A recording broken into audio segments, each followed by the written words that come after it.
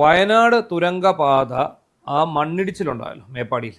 അതിന് പിന്നാലെ ഒരുപാട് വാർത്തകൾ ഓരോ ദിവസങ്ങളിലായി പുറത്തു വരുന്നുണ്ടായിരുന്നു. അപ്പോൾ തന്നെ നമുക്ക് ഇതിനകത്തൊരു സംശയം ഉണ്ടായിരുന്നു കഴിഞ്ഞ സർക്കാരിൻ്റെ ഇതിനകത്തൊരു അവിഹിതമായ ഒരു ഇടപെടൽ എന്നതിനെക്കുറിച്ച്. കഴിഞ്ഞ സർക്കാർ നടത്തിയ എല്ലാ കാര്യങ്ങളിലും അവിഹിത ഇടപെടലുണ്ടായിരുന്നു. അതുപോലെ സ്വാഭാവികമായും ഇവിടെ നമ്മൾ സംശയിക്കേണ്ടി വരും. അല്ല, ഇപ്പോൾ ഈ പുറത്ത് വന്ന ഡാറ്റാസൊക്കെ വെച്ച് നോക്കുമ്പോൾ ഈ പദ്ധതിക്ക് വഴിവിട്ട രീതിയിലാണ് അനുമതിക്ക് വേണ്ടി ശ്രമിച്ചതും അത് വാങ്ങിയെടുത്തിരിക്കുന്നത്. സുപ്രീം കോടതി വരെയുള്ള നമ്മുടെ ജുഡീഷ്യറിയെ തെറ്റിദ്ധരിപ്പിച്ചുകൊണ്ട് ആണ് പിണറായിയും മരുമകനും ചേർന്ന് ഈ പദ്ധതി ഉണ്ടാക്കിയിരിക്കുന്നത്. ഇതിനകത്ത് എന്താണ് ഇവർക്ക് ലാഭം ഉണ്ടായത്, ഇതിനകത്ത് ഇവർക്ക് എന്താണ് സാമ്പത്തിക നേട്ടം ഉണ്ടായത് എന്നത് സംബന്ധിച്ച് വിശദമായിട്ടുള്ള ഒരു അന്വേഷണം അത് കേന്ദ്ര സർക്കാർ പ്രഖ്യാപിക്കണം എന്നാണ് ഇപ്പോൾ ഉയരുന്ന ആവശ്യം. അത് സുപ്രീം കോടതിയുടെ മേൽനോട്ടം. അത് നമ്മൾ പരിശോധിക്കുമ്പോൾ ഇതിലൊരു ഉത്തരേന്ത്യൻ കമ്പനിയാണല്ലോ ഇതിൻ്റെ പണി നടത്തിക്കൊണ്ടിരിക്കുന്നത്. ഈ കമ്പനി ബ്ലാക്ക് ലിസ്റ്റ് ചെയ്യപ്പെട്ട കമ്പനിയാണെന്നുള്ള വാർത്തകളും കഴിഞ്ഞ ദിവസം പുറത്ത് വരുന്നത് ശരിയാണോ എന്ന് അറിയില്ല. എന്താണെങ്കിലും ഈ പിണറായി സർക്കാർ ഭരിക്കുമ്പോൾ ഇതുപോലത്തെ ബ്ലാക്ക് ലിസ്റ്റ് പെട്ട ആളിലൊക്കെ തന്നെ ആയിരിക്കും അവർ കൊണ്ടുവരാറുള്ളത്. കാരണം അവർക്ക് അവരെ കച്ചവടം നടത്തണം എന്നുള്ളത് കൊണ്ട് തന്നെ ഇതിൻ്റെ പിന്നിൽ കാര്യം ഈ കേരളയിൽ ഇവർ കാണിച്ച ഉത്സാഹമുണ്ട്. കേരളയിൽ വരാൻ പോകുന്നില്ല എന്നൊക്കെ നന്നായിട്ട് പിണറായി സർക്കാരിന് അറിയാമായിരുന്നു. പക്ഷേ അവർക്ക് അവരെ കച്ചവടം നടത്താൻ വേണ്ടിയാണ് അത് ചെയ്തത്. അതുപോലെ തന്നെയാണ് ഈ തുരങ്കത്തിൻ്റെ കാര്യം. കേരളയില് ശബരിമല വിമാനത്താവളം ഇതിൻ്റെയൊക്കെ പേരിൽ ഇതിൻ്റെ പ്രാഥമിക പഠനത്തിനായിട്ട് കോടിക്കണക്കിന് രൂപ ചെലവഴിക്കുകയാണ്. അതായത് സാധ്യതാ പഠനം എന്ന് പറഞ്ഞാൽ ആദ്യം ഓർണം. ഈ സാധ്യതാ പഠനം എന്ന് നമ്മൾ പറയുമ്പോൾ കോടികളാണ് ചിലവാക്കുന്നത്. ഇത് ഓരോ ഏജൻസികൾ വരും, അവർ ചോദിക്കുന്ന പൈസയാണ്, തർക്കമൊന്നുമില്ല. അവർ 10 കോടി 10 കോടി അങ്ങ് കൊടുക്കുകയാണ് സാധ്യതാ പഠനം. രണ്ടാമത് പിന്നെയുള്ളത് പരിസ്ഥിതി പഠനം, പരിസ്ഥിതി ആഘാത പഠനം എന്ന് പറഞ്ഞിട്ട് രണ്ടാമത്. അതിനുശേഷം ഇത് രണ്ടും പാസ്സായി കഴിയുമ്പോൾ അടുത്ത പരിപാടി മണ്ണ് പരിശോധനയാണ്. അപ്പോൾ ഈ പറയുന്ന ഈ 3 പ്രാഥമിക പരിശോധനകളുടെ പേരിൽ കോടികൾ ഇവർ വക മാറ്റും, കോടികൾ എഴുതിത്തള്ളും. ഈ കോടികളിൽ ഒരു വിധം കമ്മീഷനായിട്ട് ഇവരെയൊക്കെ പോക്കറ്റിലേക്ക് ചെല്ലുമായിരിക്കും. അല്ലാതെ അല്ലെങ്കിൽ എന്താണ് ഇതിനകത്തൊരു പ്രശ്നമുള്ളത്? അതല്ല ചെയ്യില്ല ഇവർ. ഒരു കമ്മീഷന് പൈസ കിട്ടാതെ ഇവർ ഒരു കാര്യം ചെയ്യില്ല. കഴിഞ്ഞ ദിവസം വേറെ സ്ഥലത്ത് നടന്ന മണ്ണ് പരിശോധന നമ്മൾ കണ്ടില്ല. നിയമസഭയുടെ മുന്നിലെ മണ്ണ് പരിശോധന 6 ലക്ഷം രൂപ. ഇപ്പോഴത്തെ മണ്ണ് പരിശോധന അതിനേക്കാളും ഈ മണ്ണ് പരിശോധനയ്ക്ക് സർക്കാരിന് സ്വന്തമായിട്ട് soil testing soil conservation department തന്നെ ഉണ്ട്. മണ്ണ് പരിശോധിക്കുന്ന വിദഗ്ധന്മാരോട്. അപ്പോൾ ഇത് ഈ സർക്കാരിന്റെ തന്നെ ഒരു സ്ഥാപനം ഉള്ളപ്പോൾ ഈ മണ്ണ് പരിശോധനയ്ക്ക് എങ്ങനെയാണ് ഇത്രയും? അല്ല, ഇവര് എല്ലാ സർക്കാർ സ്ഥാപനം നോക്കൂത്തി. ഇപ്പൊ നമുക്കറിയാം തണ്ണീർത്തട സംരക്ഷണ അന്താരാഷ്ട്ര പ്രസ്ഥാനം ഒരു പരിസ്ഥിതി സംഘടനയാണ്. ചീഫ് ജസ്റ്റിസ് സുപ്രീം കോടതിക്ക് ഒരു കത്തയച്ചിരിക്കുകയാണ്. അപ്പോൾ അവർ കൈകൂപ്പിയാണ്, തൊഴുകയോടുകൂടിയാണ് അവർ നിൽക്കുന്നത്. 2134 കോടി രൂപയുടെ ഈ തുരങ്കപാത, വയനാട് തുരങ്കപാതയുടെ പിന്നിലുണ്ടാകാൻ പോകുന്ന മാരകമായ പരിസ്ഥിതി ആഘാതം അല്ലെ പരിസ്ഥിതിയുടെ ഒരു വലിയ കൂട്ടത്തകർച്ച എന്ന് തന്നെ പറയാം. അത് ശരിക്കും ഇവർ ഈ കഴിഞ്ഞ സർക്കാരിൻ്റെ കാലത്ത് ഇതിനു വേണ്ടി നടത്തിയ വഴിവിട്ട നീക്കങ്ങളും ഈ വഴിവിട്ട കാര്യങ്ങളും എല്ലാം ചൂണ്ടിക്കാട്ടിക്കൊണ്ടാണ് കത്തെഴുതിയിരിക്കുന്നത്.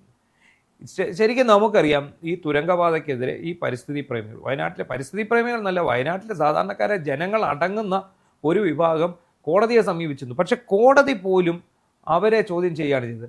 അപ്പം ഇപ്പോൾ പുറത്ത് വരുന്ന ഏറ്റവും ഞെട്ടിക്കുന്ന ഒരു സംഭവം, ഒറ്റ ആൾക്കാർ പോലും ഇവിടെ പരിസര പഠനത്തിനോ പരിസ്ഥിതി പഠനത്തിനോ വയനാട്ടിൽ ഈ പറഞ്ഞ സ്ഥലത്ത് എത്തിയിട്ടില്ല. വരില്ല. കാരണം ഇവർ വേറെ ഏതോ സ്ഥലത്തിരുന്നതുകൊണ്ട് അവിടെ ഓഫീസിൽ ഇരുന്നുകൊണ്ട് അങ്ങ് റിപ്പോർട്ട് തയ്യാറായി കൊടുക്കുന്നതാണ് പതിവ്. ഇവരുടെ സ്ഥിരം രീതി ഇങ്ങനെ തന്നെയാണ്. നമ്മൾ ഏറ്റവും മനസ്സിലാക്കേണ്ട കാര്യം, ഈ സർക്കാർ ഏതെല്ലാം പ്രോജക്റ്റുകൾ ഇതുപോലെ പഠനത്തിന് ആളെ പറഞ്ഞു വിട്ടിട്ടുണ്ടോ അത് ആരും തന്നെ ആ ഫീൽഡിൽ പോയിട്ടില്ല എന്നാണ് മനസ്സിലാക്കാൻ കഴിയുന്നത്. അവരെല്ലാവരും അവനവൻ്റെ ഓഫീസിൽ ഇരുന്നുകൊണ്ട് ഇതൊക്കെ ആരാണ്, ഇവരുടെ അർഹത എന്താണ്, ഇത്തരം പഠനം നടത്താൻ ഏർപ്പെടുത്തിയ ഏജൻസികളുണ്ട്, ഇവർക്ക് ആരാണ്, ഇതിൻ്റെ പിന്നിലുള്ളവരാരാണ്? മിക്കവാറും ഇത് പഴയ ഇടതുപക്ഷ ബുദ്ധിജീവികൾ ഇത്തരത്തിലുള്ള ഒരുപാട് പ്രസ്ഥാനങ്ങൾ നമ്മുടെ നാട്ടിൽ നടത്തുന്നുണ്ട്. നമ്മുടെ നാട്ടിൽ കേരളത്തിന് പുറത്ത് നടത്തുന്നുണ്ട്. നല്ല കച്ചവടക്കാരാണ് എല്ലാവരും. ഒരുപക്ഷെ അവരെയൊക്കെ തന്നെ ഇതൊക്കെ ഏർപ്പാടാക്കി. ഈ തണ്ണീർത്തട സംരക്ഷണ അന്താരാഷ്ട്ര പ്രസ്ഥാനം ചീഫ് ജസ്റ്റിസ് അയച്ചിരിക്കുന്ന കത്തിൽ പറയുന്നത്, ഒന്ന്, ഈ ദുരന്തത്തിന് കാരണമായ സുരക്ഷാ വീഴ്ച അന്വേഷിക്കും. മറ്റൊന്ന്, എങ്ങനെ ഇത്ര പരിസ്ഥിതി ലോലമായ ഒരു സ്ഥലത്ത് എങ്ങനെ ഒരു പാരിസ്ഥിതിക അനുമതി ഇവർക്ക് ലഭിക്കാനിടയായി? അല്ല, നമ്മുടെ നാട്ടിൽ നമ്മുടെ സർക്കാരിന് അന്താരാഷ്ട്ര തലത്തിന് ഈ മേഖലയിൽ വിദഗ്ധന്മാരെ എത്രയോ ആളെ ബന്ധപ്പെടാൻ കഴിയും. അവരെന്തുകൊണ്ട് അവർ വിദഗ്ധ ചോദിക്കുന്നില്ല? എല്ലാത്തിനും ഇവിടെ ഇവരെ കുറച്ച് പാർട്ടി ബുദ്ധിജീവികൾ ഉണ്ട്. ലോകത്ത് എന്ത് വിഷയം സംഭവിച്ചാലും അവർ തന്നെ ചോദിക്കും. അല്ല, അതുപോലെ തന്നെയാണ് നമ്മുടെ ഡിസാസ്റ്റർ മാനേജ്മെൻറ്റ് വിഭാഗത്തിന് അവർക്കൊന്നും മനസ്സിലായില്ലായിരുന്നു. തിരുവനന്തപുരത്ത് വലിയൊരു ഓഫീസും സംവിധാനങ്ങളും എല്ലാം ഉണ്ട്, എല്ലാ ജില്ലയിലും കാണുമായിരിക്കും. ഇവരെന്തുകൊണ്ട് ഇത് മുൻകൂട്ടി കണ്ടില്ല? അവരെന്തുകൊണ്ട് ഇടപെട്ടില്ല? അതല്ല, ഈ ഡിസാസ്റ്റർ മാനേജ്മെന്റിന് ഈ കൊങ്കൺ കമ്പനി നിർവ്വഹണ ഏജൻസി കത്ത് കൊടുത്തിരുന്നു, പാരിസ്ഥിതിക പഠനം വേണം, ഇവിടെ എന്തൊക്കെ പ്രശ്നങ്ങൾ ഉണ്ടാവും എന്നതിനെ കുറിച്ച്. അപ്പോൾ ഈ വയനാട് ജില്ലാ ഡിസാസ്റ്റർ മാനേജ്മെന്റ് കൗൺസിൽ അവർ തിരിച്ച് മറുപടി കൊടുത്തു, ഇങ്ങനെ കത്തയക്കാനേ പാടില്ലായിരുന്നു, ഇതിനകത്ത് ഞങ്ങൾക്ക് യാതൊരു കാരണവശാലും ഇടപെടാൻ സാധിക്കില്ല. എന്തൊന്ന് ദുരന്ത നിവാരണ ഇവര് ദുരന്തം ഉണ്ടായിട്ട് ചെല്ലേണ്ട ആളായിരിക്കും. ഈ ദുരന്തം തടയലല്ല ഇവരുടെ ജോലി, ദുരന്തം ഉണ്ടായതിനു ശേഷം ഞാൻ അവിടെ കൈകാര്യം ചെയ്യുന്നതായിരിക്കും അവരുടെ ജോലി. ഈ രണ്ടാം പിണറായി സർക്കാർ ഇറങ്ങുന്നതിന് മുമ്പ് അസാധാരണ വേഗതയിലാണ് ഈ പദ്ധതിക്ക് ഒരു അനുമതി വരുന്നത്. പോകുന്ന പോക്കിലല്ല, ഇത് തുടങ്ങി വെച്ചിട്ട് പോയിട്ട് അടുത്ത മൂന്നാം പിണറായി സർക്കാരിന്റെ കാലത്ത് ഇതിനകത്ത് നിന്ന് ഉണ്ടാക്കാവുന്ന വരുമാനങ്ങൾ ഉണ്ടാക്കുക, പ്രാഥമിക വരുമാനങ്ങളൊക്കെ ഇവർ ചിലപ്പോൾ കൈപ്പറ്റിയിട്ടുണ്ടോ. മരിച്ചാൽ ഇവർക്കൊന്നും നാട് വെച്ചാൽ കാശ് കിട്ടുമല്ലോ എന്ന് കരുതിക്കാണ്. അപ്പോൾ സംസ്ഥാന പാരിസ്ഥിതിക ആഘാത പഠന അതോറിറ്റി ചെയർമാൻ വിരമിക്കുന്ന ദിവസം ഈ ഒരു ഫയൽ മാത്രം പ്രത്യേകമായി വെച്ച് തിടുക്കത്തിൽ ഇതിന് അംഗീകാരമാണ്. പോണ വഴിക്ക് ഒപ്പിട്ടില്ല, എല്ലാവർക്കും ഉള്ള ഇപ്പം കൊടുക്കണമല്ലോ. അതാണ്, ഇതായത് പദ്ധതി പ്രദേശം സന്ദർശിക്കുക പോലും ചെയ്യാതെയാണ് ഡൽഹിയിലെ കേന്ദ്ര വിദഗ്ധ സമിതി ഇതിന് പച്ചക്കൊടി കാട്ടിയെന്ന് പറയും. ഡൽഹിയിലെ കേന്ദ്ര വിദഗ്ധ സമിതി ഇവിടെ ഇത് ചെയ്തിട്ടില്ല, ഈ സ്ഥലം വന്ന് കണ്ടിട്ടില്ല, പിന്നെ അങ്ങനെ ഇതിന് പച്ചക്കൊടി കാണിക്കുന്നവര്. പണ്ടൊക്കെ ഈ കേന്ദ്ര സംഘങ്ങൾ പല കാര്യങ്ങളും ഇവിടെ വരുമ്പോൾ പോകാൻ നേരത്തെ ഒരു ഗിഫ്റ്റ് കൊടുക്കും. പരിപാടിയുണ്ട്, ഒരു പെട്ടിക്കകത്ത് ഈ നാട്ടിലെ ഏലവും കുരുവളവും അണ്ടിപ്പരിപ്പും എല്ലാം കൂടെ ചേർത്തിട്ട് വലിയ പെട്ടി അങ്ങ് കൊടുക്കുമായിരുന്നു. ആ പരിപാടി ഇപ്പോൾ നിർത്തിക്കാണ്. അതുപോലെ വയനാട്ടിലെ അതീവ പരിസ്ഥിതി ലോല പ്രദേശത്തെ ഭൗമ യാഥാർത്ഥ്യങ്ങൾ നേരിട്ട് മനസ്സിലാക്കാൻ സമിതി തയ്യാറായില്ലെന്ന ഗുരുതരമായ ആക്ഷേപവും സുപ്രീം കോടതി ചീഫ് ജസ്റ്റിന് ഈ അന്താരാഷ്ട്ര സംരക്ഷണ സമിതി, തണ്ണീർത്തട സംരക്ഷണ പരിസ്ഥിതി സംഘടന അയച്ച കത്തിൽ പറയുന്നുണ്ട്. അതുപോലെ ദേശീയ തലത്തിൽ അംഗീകാരമില്ലാത്ത കൊങ്കൺ റെയിൽവേ കോർപ്പറേഷൻ അവരാണ് പദ്ധതിയുടെ പാരിസ്ഥിതികാഘാത പഠന റിപ്പോർട്ട് തയ്യാറാക്കിയതെന്ന വിവരവും പുറത്തു വരുന്നുണ്ട്. അവർക്ക് എങ്ങനെയാണ്, അവർക്ക് എന്താണ് യോഗ്യത ഇത് പാരിസ്ഥിതിക പഠനം നടത്താനെന്നുള്ളത്? ഈ വൻകിട അടിസ്ഥാന സൗകര്യ പദ്ധതികൾ പഠനം നടത്താൻ ഇവർക്ക് നിയമപരമായ അക്രഡിറ്റേഷൻ ഇല്ല എന്ന് കത്തിൽ പറയുന്നു. ഏതാ ചീഫ് ജസ്റ്റിന് അയച്ച കത്തിൽ പറയുന്നു. അല്ല, ഞാൻ ആലോചിക്കുകയാണ്, കണക്കിന് ഇടുക്കി ജില്ലയിൽ ഇവർ വല്ല ഭൂമി വരുന്ന വല്ല ട്രെയിൻ സർവീസ് തുടങ്ങാൻ അങ്ങനെ എന്തെങ്കിലും കാര്യത്തിന് പരിപാടി ഇട്ടിരുന്നോ നമ്മൾ സ്വാഭാവികം സംശയിക്കേണ്ടി വരും. ഇടുക്കിയിലാണല്ലോ ട്രെയിനൊന്നും ഇല്ലാത്തത്. ഇത് എല്ലാ കാര്യത്തിലും കച്ചവടം നടത്തുക മാത്രമാണ് ലക്ഷ്യം. എല്ലാവരും പറയുന്നു അത് കാശ്മീരിൽ അടൽജി തുരങ്കം ഉണ്ടാക്കിയില്ല, അത് എത്ര വർഷമെടുത്താണ് ചെയ്തത്. മാത്രമല്ല അത് ഇതുപോലത്തെ സ്ഥലമല്ല, ധാരാളം ഉറച്ച സ്ഥലമാണ്. ഈ 2007 വാളങ്കോട്, 2024 ചൂരൽമല മുണ്ടക്കൈ ദുരന്തം ഏറ്റവും വലിയ ദുരന്തമാണ്.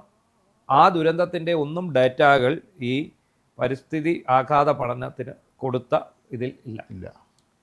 മുൻപുണ്ടായ പ്രകൃതി ദുരന്തങ്ങളെ അവഗണിച്ചുകൊണ്ട് എങ്ങനെയാണ് ഇത്തരം ഒരു പഠന റിപ്പോർട്ട് അധികൃതർ തയ്യാറാക്കിയതെന്നതാണ് ദുരൂഹമായി ഈ കത്തിൽ പറയുന്നത്. എല്ലാവരും ക്ലീൻ ചിറ്റ് കൊടുക്കാനുള്ള പരിപാടി. അതുപോലെ ഈ ഭൂമി തുരക്കുകയാണല്ലോ, തുരന്നാണല്ലോ തുരങ്കം ഉണ്ടാക്കുന്നത്. അപ്പം ഈ കനത്ത ഭാരമുള്ള ടണൽ ബോറിംഗ് മെഷീൻ ഉപയോഗിക്കുമ്പോഴും വൻതോതിൽ പാറ പൊട്ടിക്കുമ്പോഴും ഉണ്ടാകാവുന്ന ആഘാതങ്ങളെക്കുറിച്ച് ഈ റിപ്പോർട്ടിൽ നിശബ്ദത പാലിക്കുന്നു. അപ്പോൾ നമ്മൾ കഴിഞ്ഞ ദിവസം നമ്മൾ കണ്ടല്ലോ, പ്രകമ്പനം ഉണ്ടാകാതെ പാറ പൊട്ടിക്കണമെന്നൊരു ഉപാധിയോടുകൂടിയാണ് ഇതിന് അനുമതി കൊടുത്തത്. അതാണ് നമ്മൾ പറഞ്ഞത്. പ്രകമ്പനം ഉണ്ടാകാതെ അങ്ങനെ പാറ പൊട്ടിക്കാൻ പറ്റുന്നത്. ഇപ്പം അത് തന്നെയാണ് നമ്മളൊരു ഉദാഹരണമായിട്ട് ചൂണ്ടിക്കാണിച്ചത്. ഈ ശബ്ദമില്ലാതെ ചെണ്ട കൊട്ടാൻ പറയുന്ന പോലെ ഉള്ളൂ അത് എന്ന് പറഞ്ഞ പോലെ. അപ്പോൾ പദ്ധതിക്കായിട്ട് 17.263 ഹെക്ടർ വനഭൂമി ഇല്ലാതാക്കും. ഇവരെന്താ പറഞ്ഞത്? വനഭൂമി ഇതിന് വേണ്ടി വരുന്നില്ല എന്നാണ് പറഞ്ഞത്. ഇത് അതിൻ്റെ ഭാഗമായിട്ട് ഈ വനാവകാശ നിയമത്തിൻ്റെ ഭാഗമായിട്ട് ഈ ഫോറസ്റ്റ് നഷ്ടപരിഹാര കോമ്പൻസേഷനായിട്ട് നഷ്ടപരിഹാര വനവൽക്കരണം വേണം. അങ്ങനെ ഒരു വകുപ്പ് ഇതിനകത്തുണ്ട്. നമ്മൾ ഏത് ആവശ്യത്തിന് വനഭൂമി ഏറ്റെടുക്കും, ആ വനം വേറൊരിടത്ത് റീക്രിയേറ്റ് ചെയ്യണം എന്നൊരു സംഭവമുണ്ട്. അപ്പോൾ അത് ഒഴിവാക്കാൻ വേണ്ടി ഇവർ പറഞ്ഞത് 17.23 ഹെക്ടർ വനഭൂമിയാണ് പദ്ധതിക്കായി ഇല്ലാതാകുന്നത്.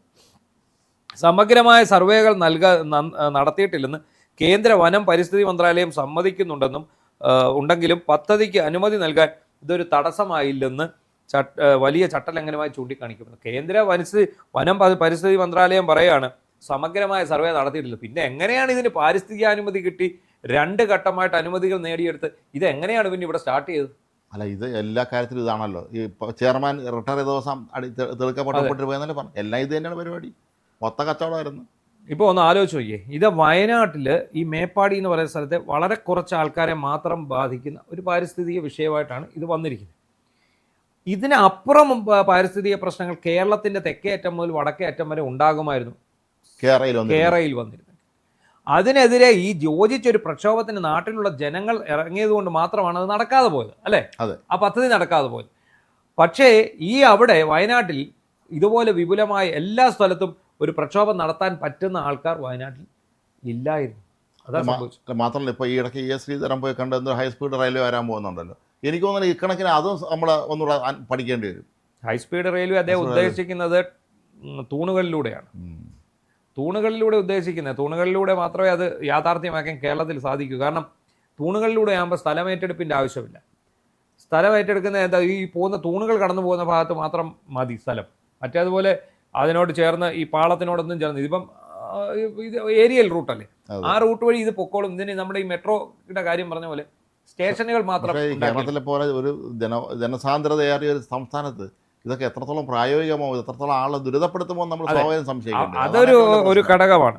അപ്പോൾ ഈ വനം പരിസ്ഥിതി മന്ത്രാലയത്തിൻ്റെ അനുമതി ഇല്ലാതെ, വനം പരിസ്ഥിതി മന്ത്രാലയം ഇതിന് അനുമതി കൊടുത്തിരിക്കുന്നത് പോലും കൃത്യമായ പഠന റിപ്പോർട്ട് ഇല്ലാതെയാണെന്നുള്ളത് ഞെട്ടിക്കുന്ന വസ്തുതയാണ്. ആലോചിച്ച് നോക്കണം, സുപ്രീം കോടതി 60 ഉപാധികൾ മുന്നോട്ട് വെച്ചിട്ടാണ് ഈ പദ്ധതിക്ക് അനുമതി കൊടുത്തത്. പക്ഷേ അതിലെ അവർ അനുമതി എന്ന ഭാഗം മാത്രം എടുത്തുകൊണ്ടാണ് പണി തുടങ്ങിയിരിക്കുന്നത്. ഈ 60 ഉപാധികൾ അവിടുത്തെ കോട്ടയം ഉപാധി ആരും നമ്മൾ ജനത്തിൻ്റെ പേര് പറയുന്നില്ലല്ലോ. ഉപാധിയൊന്നുമില്ല, അനുമതി കിട്ടി. കണ്ടീഷണൽ ആണെന്നുള്ള കാര്യം ഒരിക്കലും ഉൾപ്പെടുത്തില്ല. ഓർമ്മയുണ്ടായിരിക്കും പണ്ട് സൈലന്റ് വാലിയിൽ ഡാം കെട്ടാൻ സർക്കാർ ഇറങ്ങി പുറപ്പെട്ടു. അന്ന് ഇന്ദിരാഗാന്ധി പ്രധാനമന്ത്രി ആയിരുന്നുകൊണ്ട് മാത്രം, അവർ പ്രകൃതി സ്നേഹി ആയിരുന്നുണ്ട്, അവർ ഇടപെട്ടു. എല്ലാം കൂടെ പ്രകൃതി ഇവിടുത്തെ സംഘടനകൾ പോയി കണ്ട് ഇതിനകത്ത് ഈ കാര്യം പറഞ്ഞ് മനസ്സിലായി. അവർ പ്രകൃതി ഭയങ്കര ഇഷ്ടപ്പെടുന്ന ഒരാളായിരുന്നുണ്ട്. നിർത്തിച്ചത് മാത്രമല്ല, സൈലന്റ് വാലി നാഷണൽ പാർക്കായി പ്രഖ്യാപിക്കുകയും ചെയ്തു. നിത്യഹരിത വനങ്ങളവിടെ അത്ര മനോഹരമാണ് സൈലന്റ് വാലി. അതൊന്നും നിലനിൽക്കുന്നുണ്ട്. അതല്ലെങ്കിൽ അവിടെ ഡാം കെട്ടി അതങ്ങ് പോയാണ്. അപ്പോൾ അങ്ങനെയുള്ള ഒരു ആർജ്ജമുള്ള ഭരണാധികാരികൾ അവിടെ വരണം. കേരളത്തിലെ ഭരിച്ചിരുന്ന ഈ പിണറായി സർക്കാരിനെ സംബന്ധിച്ചിടത്തോളം പൈസ ഉണ്ടാക്കുക എന്നുള്ളതിനപ്പുറം ഇത്തരത്തിലുള്ള പ്രകൃതിസ്നേഹമൊക്കെ വാക്കുകളിലേ ഉള്ളൂ. ഇവരെ കുറേ പരിസ്ഥിതി പ്രവർത്തകരും സാംസ്കാരിക നായകർക്ക് ഇവരെ കൂടെ ഉണ്ടായിരുന്നവരൊക്കെ തന്നെ ഈ സർക്കാരിന് വരും ഇവർക്ക് 4 കാശുണ്ടാക്കുന്ന പരിപാടി വരുമ്പോൾ മിണ്ടായിരിക്കും. കാരണം മിണ്ടിപ്പോയാൽ പാർട്ടി ഒരു തരം. നമ്മൾ പിണറായി വിജയൻ കൊണ്ടുവന്ന പദ്ധതികൾ നിങ്ങൾ ശ്രദ്ധിച്ചു. അതായത് കോടാനുകോടികളുടെ പദ്ധതിയാണ്. ഈ കേരളിന് എത്ര രൂപയായിരുന്നു ഇവർ പറഞ്ഞിരുന്നത്? ഇപ്പോൾ ഇത് 2734 കോടി രൂപയുടെ പദ്ധതിയാണ്. ഇത് ചെറിയ പദ്ധതി. കേരളിന് വലിയ പദ്ധതിയാണ് അവർ ലക്ഷ്യമിട്ടിരുന്നത്. ഇപ്പോൾ ഈ കേരളയിലെ ഇതുപോലെയുള്ള പദ്ധതികളൊന്നും ഈ സർക്കാർ നടപ്പാക്കാൻ വേണ്ടി, പിന്നെ അതുപോലെ ശബരിമല വിമാനത്താവളം, ഇതെല്ലാം എത്ര കോടി രൂപയുടെ പദ്ധതികളാണ്. അതായത് 3000 കോടി 6000 കോടി 10000 കോടി രൂപയുടെ പദ്ധതികളാണ് ഇവർ വിഭാവന ചെയ്യുന്നത്. 1% കമ്മീഷൻ വാങ്ങിച്ചാൽ മതി. അതെ.